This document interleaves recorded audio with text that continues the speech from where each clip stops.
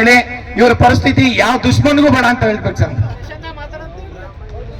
Sir session ಅಲ್ಲಿ ಮಾತಾಡೋದಲ್ಲ sir, ಇದು ಈ ಒಂದು ಹೋರಾಟ ಹೆಂಗೆ ಅಂತಂದ್ರೆ ಅನಿರ್ದಿಷ್ಟಾವಧಿ ಹೋರಾಟ ಆಗ್ಬೇಕು ಸರ್ ಇದು.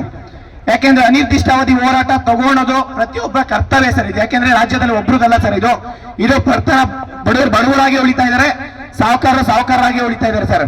ಇವ್ರ ತಂದೆ ತಾಯಿ ಏನು ದುಡಿತಾ ಇದಾರೆ 5,000 10,000 ಕಡಿಮೆ ಅಂತಂದ್ರೆ ಇವ್ರು ಬೆಂಗಳೂರಲ್ಲಿ ಇರ್ಬೇಕಂದ್ರೆ 10,000 ಕಡಿಮೆ, ಯಾರಾದ್ರೂ ₹1 ಕಡಿಮೆ ಖರ್ಚು ಮಾಡ್ತಾರೆ ಯೋಚನೆ ಮಾಡಿ ಸರ್. ಅಷ್ಟು ದುಡ್ಡು ಇವರು ಇನ್ವೆಸ್ಟ್ ಮಾಡ್ತಿದ್ದಾರೆ ಸರ್. ಸರ್ ಇವ್ರು ಓದಾದ್ಮೇಲೆ 1 ವರ್ಷ ಆಗ್ಲಿ 5 ವರ್ಷ ಆಗ್ಲಿ 10 ವರ್ಷ ಓದಿದಾದ್ಮೇಲೆ ಇವ್ರಿಗೆ ಯಾವ ಡಿಗ್ರಿ ಸರ್ಟಿಫಿಕೇಟ್ ಕೊಡಲ್ಲ ಸರ್, ಯಾವ PhD ಸರ್ಟಿಫಿಕೇಟ್ ಕೊಡಲ್ಲ ಇವರಿಗೆ. ಇವರ ಪರಿಸ್ಥಿತಿ ಆ ಮಟ್ಟಕ್ಕೆ ತಗೊಂಬಂದಿರೋದು ಮೂಲ ಕಾರಣ ಸರ್ಕಾರ ಸರ್, ಸತ್ಯ. ಯಾಕೆ ಅಂತಂದ್ರೆ ಇವತ್ತು ಯಾರಿಗೆ ನೀಡಿದೆ ಅವರಿಗೆ ಕೊಡೋದ್ ಬಿಟ್ಟು ಎಲ್ಲಾರ್ಗು ಫ್ರೀ ಫ್ರೀ ಫ್ರೀ ಫ್ರೀ ಅಂತ ಕೊಟ್ರೆ ದೇಶ ರಾಜ್ಯ ಹಿಂಗೆ ಆಗೋದು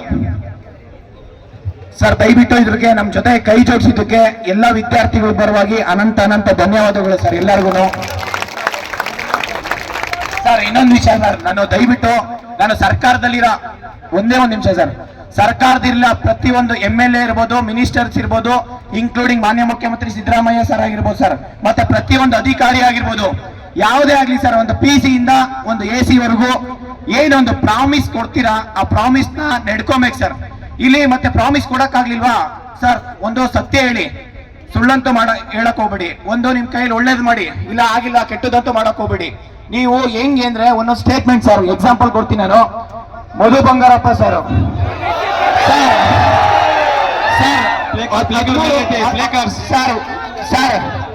ಮಧು ಬಂಗಾರಪ್ಪ ಸರ್ ಅವ್ರ ಹೆಸರು ಹೇಳಿದ್ರೆ ಇಲ್ಲಿ ಇರೋರಿಗೆಲ್ಲ ರಕ್ತ ಕುದಿಯುತ್ತೆ ಅಂತ ಅನ್ಕೊಂಡಿ ಸರ್, ನಿಜವಾಗ್ಲು ಸರ್. ಯಾಕೆ ಅಂತಂದ್ರೆ ಸರ್ 3 ವರ್ಷ ಮುಂಚೆ 2022ರಲ್ಲಿ ಸರ್, ಮೇ ಬಿ ಸರ್ ಸರ್ಕಾರ ಹಿಂದೆ ಇತ್ತು ಸರ್, 13,000 ವೇಕೆನ್ಸಿ GPSTR ಫಿಲ್ ಮಾಡಿದ್ದು ಸುರೇಶ್ ಕುಮಾರ್ ಇದ್ದಾಗ, ನಿಮ್ ಸರ್ಕಾರ ಇದ್ದಾಗ ನೋಟಿಫಿಕೇಶನ್ ಆಗಿದ್ದು ಸರ್. ಆದ್ರೆ ಇವ್ರು ಬಂದ್ಮೇಲೆ ಒಂದೇ ಒಂದು ವೇಕೆನ್ಸಿ ಯಾವ್ದಾದ್ರು ಫಿಲ್ ಆಗಿದ್ಯಾ? ಒಂದೇ ಒಂದು ವೇಕೆನ್ಸಿ ನೋಟಿಫಿಕೇಶನ್ ಅಲ್ಲ, ಒಬ್ರನ್ನ ಜಾಬ್ ಕೊಟ್ಟಿದ್ರ ಒಬ್ರಿಗೆ ಸರ್. ನಾನು ಯಾಕೆ ಹೇಳ್ತಾ ಇದ್ದೀನಿ ಅಂತಂದ್ರೆ, ಇವರು ಮಾಧ್ಯಮದ ಮುಖಾಂತರ ಬರ್ತಾರೆ, ಇವರು ಪ್ರತಿಯೊಂದು ಕಾರ್ಯಕ್ರಮ ಹತ್ರ ಹೋದಾಗ ಸರ್ ಇವರು ವಿದ್ಯಾರ್ಥಿಗಳೆಲ್ಲ ಕಿವಿ ಮುಚ್ಕೊಂಡಿದ್ದಾರೆ, ಕಣ್ ಕಾಣಿಸ್ತಾ ಇಲ್ಲ, ಇವ್ರು ಬರೀ ಎಲ್ಲ ಡಿಸೇಬಲ್ಡ್ ಪರ್ಸನ್ ಅನ್ಕೊಂಡ್ಬಿಟ್ಟಿದ್ದಾರೆ ಸರ್. ನಮ್ ದೇಶದಲ್ಲಿ ಇರೋದು ಒಂದೇ 2.5%, ಆದ್ರೆ 97.5 ಏನಿದಾರಲ್ಲ ಅವ್ರಿಗಿಂತ ಡಿಸೇಬಲ್ಡ್ ಪರ್ಸನ್ ಸ್ವಲ್ಪ ಚೆನ್ನಾಗೇ ಕೇಳಿಸ್ಕೊಂತಾರೆ, ಇನ್ನೂ ಅವ್ರು ಚೆನ್ನಾಗಿ ಬುದ್ಧಿ ಇರುತ್ತೆ. 100 ಪಾಲ್ ಬಿಟ್ಟು ಅಂತವ್ರು ಕೂಡ 100 ಸತಿ ಹೇಳ್ಬೋದು sir.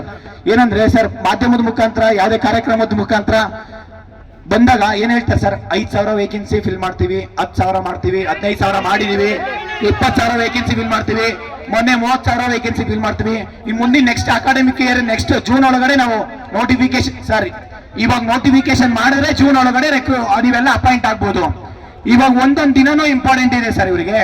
Next ZPTP election, MLC election, GB election ಬಂತಂದ್ರೆ minimum 45 days code of conduct ಇರುತ್ತೆ ಸರ್. ಇವರೆಲ್ಲ ನಮಗೆ ಯಾರೋ ಅನ್ಎಜುಕೇಟೆಡ್ ಹೇಳ್ದಂಗೆ ಹೇಳ್ತಾ ಇದಾರೆ ಸರ್ ಇವರು. ಪ್ಲಸ್ ಅದಾದ್ಮೇಲೆ ಇನ್ನೊಬ್ರು ಸಚಿವರು ಇದ್ದಾರೆ ಅಲ್ಲಿ, ಆ ಸಚಿವರು ಏನ್ ಹೇಳ್ತಾರೆ ಅಂತಂದ್ರೆ ಸರ್, ಅತಿ ಶೀಘ್ರದಲ್ಲಿ ಇನ್ನ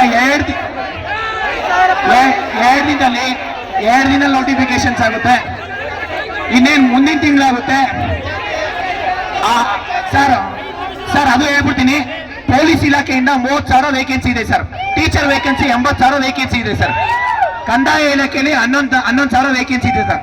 ಪ್ರತಿ ಒಂದು ಇಲಾಖೆಯಲ್ಲೂ ಕಡಿಮೆ ಅಂದ್ರೆ 10,000 ವೇಕೆನ್ಸಿ ಇದೆ ಸರ್. ಇವತ್ತು ನೀವು ಯಾವುದೇ ಸರ್ಕಾರಿ ಬಿಲ್ಡಿಂಗ್ ಹೋಗಿ ಸರ್, ಅಲ್ಲಿ 2-3 ಜನ ಮಾಡೋ ಕೆಲಸ ಒಬ್ಬೊಬ್ರು ಮಾಡ್ತಿದ್ದಾರೆ ಸರ್. ಇವರು ಮನೆ ಪೊಲೀಸ್ ಅಂತ ಹೇಳ್ತಾರೆ ಸರ್. ಇಲ್ಲಿ ಪೊಲೀಸ್ ರೆಕ್ರೂಟ್ಮೆಂಟ್ ಆಗಿಲ್ಲ ಅಂತ ಅಂದ್ರೆ ಮತ್ತೆ ಮನೆ ಪೊಲೀಸ್ಗೆ ಹೆಂಗೆ ಸರ್ ಕೊಡಕ್ಕಾಗುತ್ತೆ? ಇನ್ನೊಂದು ವಿಚಾರ ಸರ್, ಇದ್ರಲ್ಲೇ ಪೊಲೀಸ್ ಸರ್ 947 PSI ಅಂದ್ರೆ 545 + 402 PSI 5 ವರ್ಷ ಆಯ್ತು ಸರ್ ನೋಟಿಫಿಕೇಶನ್ ಆಗಿ. 5 ವರ್ಷದಿಂದ ಲಕ್ಷಾಂತರ ವಿದ್ಯಾರ್ಥಿಗಳು ಇವತ್ತು ಓದೋದಕ್ಕೆ ಅಂತ ಮನೆ ಬಿಟ್ಟಿದ್ದಾರೆ ಸರ್, PSI ಆಗ್ಬೇಕು ಅಂತ ಹೇಳ್ಬಿಟ್ಟು. 5 ವರ್ಷ ಸರ್ ನೋಟಿಫಿಕೇಶನ್ಸ್ ಆಗಿ, 5 ವರ್ಷದಿಂದ ಇವರು ಇವತ್ತು ಮಾಡ್ತೀನಿ, ನಾಳೆ ಮಾಡ್ತೀನಿ, ನಾಡ್ದು ಮಾಡ್ತೀನಿ. 5 ವರ್ಷ ಮುಂಚೆ ಇದ್ದಿದ್ದು ಸರ್ಕಾರ ನಿಮ್ದು ಸರ್. 947 PSI ತಗೊಂಬಂದಿದ್ದು ನೀವು ಸರ್. ಆಕ್ಚುಲಿ ಅದು ಏನೋ ನಾವು ಎಕ್ಸಾಮ್ ಮಾಡಿದೀವಿ ನಮ್ಗೆ ಕ್ರೆಡಿಟ್ ಅಂತಾರೆ. ಸರ್ ಹೇಳ್ತೀನಿ ಕೇಳಿ, ಯಾರೋ ಮಾಡಿದ್ದಕ್ಕೆ ನೀವು ಅದನ್ನ ತಪ್ಪೋದು.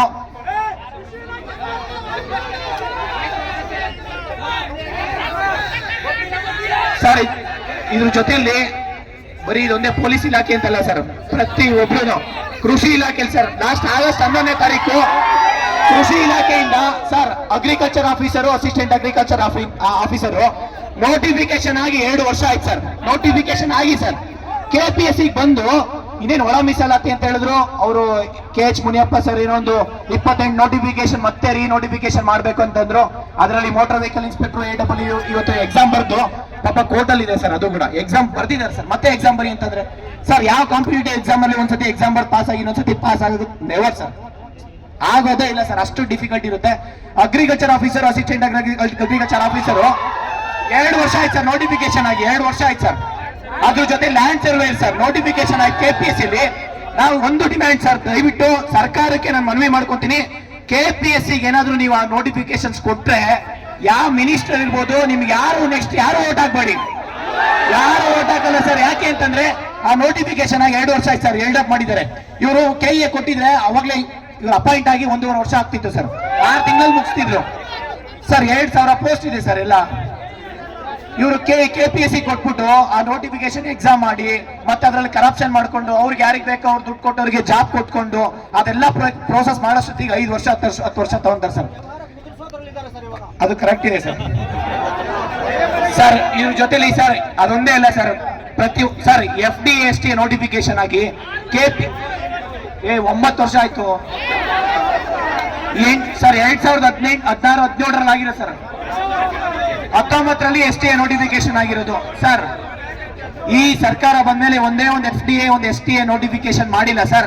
ಮತ್ತೆ ಆಡಳಿತ ಹೆಂಗ್ ಬರುತ್ತೆ ಸರ್, ಹೆಂಗ್ ಮಾಡಕ್ಕಾಗುತ್ತೆ ಸರ್? ಮತ್ತೆ ಸರ್ಕಾರ ಹೆಂಗೆ ರೆವಿನ್ಯೂ ಕಲೆಕ್ಟ್ ಮಾಡುತ್ತೆ ಹೇಳಿ ಸರ್? ರೆವಿನ್ಯೂ ಕಲೆಕ್ಟ್ ಮಾಡ್ಬೇಕಂತಂದ್ರೆ ಆಫೀಸರ್ ಇಲ್ಲ ಅಂತ ರೆವಿನ್ಯೂ ಹೆಂಗ್ ಕಲೆಕ್ಟ್ ಮಾಡ್ತಾರೆ ಸರ್?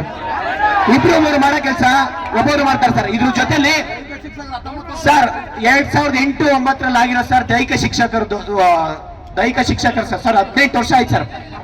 18ರಿಂದ 19 ವರ್ಷ ಆಯ್ತು ದೈಹಿಕ ಶಿಕ್ಷಕರು ಸರ್. ಇವರು ಕರ್ನಾಟಕದಲ್ಲಿ ನಮ್ಮ ಇಂಡಿಯಾ ಕಂಪೇರ್ ಮಾಡಿದ್ರೆ ನಮ್ಮ ಕರ್ನಾಟಕದಲ್ಲಿ ಯಾವ ಗೋಲ್ಡ್ ಮೆಡಲ್ ಗೆದ್ದಿಲ್ಲ, ಯಾವ ಸಿಲ್ವರ್ ಮೆಡಲ್ ಗೆದ್ದಿಲ್ಲ. ಗೆದ್ದಿದಾರಾ? ಯಾಕೆ ಅಂತ ಸರ್, ಒಂದು ಸ್ಟೇಡಿಯಂಗೋಸ್ಕರ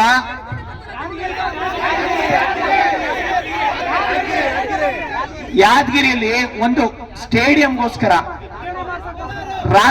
ರಾಥೋಡ್ ಅಂತ ಹೇಳಿ, ನಿಜ ಹೇಳ್ತೀನಿ ಕೇಳಿ, ಕಣ್ಣಲ್ಲಿ ನೀರು ಬರುತ್ತೆ ಆ ವ್ಯಕ್ತಿ ಮಾತಾಡಿರೋದು ನೋಡಿದ್ರೆ, ಅವ್ನು ಹೋರಾಟ ಮಾಡಿರೋದು ನೋಡಿದ್ರೆ ಸರ್. ನಿಜ ಹೇಳ್ತೀನಿ, ಒಂದು ಸ್ಟೇಡಿಯಂಗೆ ಅವನು ಜೀವನದಲ್ಲಿ ಯಾರೋ ಸ್ಪೋರ್ಟ್ಸ್ಗೆ ಹೋಗ್ಬಾರ್ದು, ಆ ಪರಿಸ್ಥಿತಿ ಕರ್ನಾಟಕದಲ್ಲಿ ಒಂದು ಮೆಸೇಜ್ ಕೊಟ್ಟಿದ್ದಾರೆ ಸರ್ ಅವರು. ಎಲ್ಲರ ಪರವಾಗಿ